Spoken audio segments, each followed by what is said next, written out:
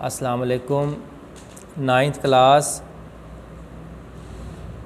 آج ہم اس کا پہلے رکوع کا دوسرا شارٹ کویسچن اس کے بارے میں پڑھیں گے۔ دو گروہوں سے کیا مراد ہے؟ دو گروہوں سے کیا مراد ہے؟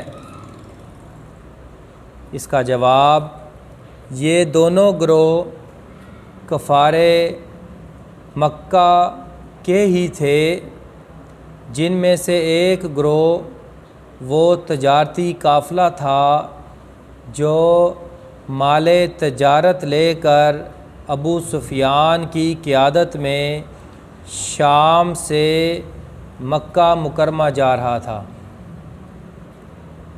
جبکہ دوسرا گروہ 1000 جوانوں کا لشکر تھا جو اپنے تجارتی قافلے کے لیے مسلمانوں سے خطرہ محسوس کرتے ہوئے اس کی حفاظت اور مسلمانوں سے مقابلے کے لیے ابو جہل کی قیادت میں تیزی سے مکے سے مدینہ کی طرف بڑھ رہا تھا۔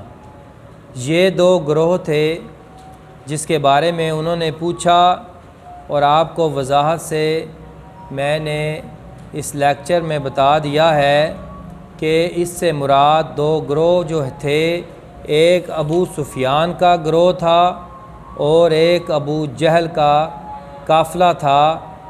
جو ان کے مقاصد تھے، کس مقصد کے لیے یہ روانہ ہوئے، وہ میں نے آپ کو جواب میں بتا دیا ہے۔ اب آپ اس پر نظر ثانی کر لینا۔ اللہ حافظ۔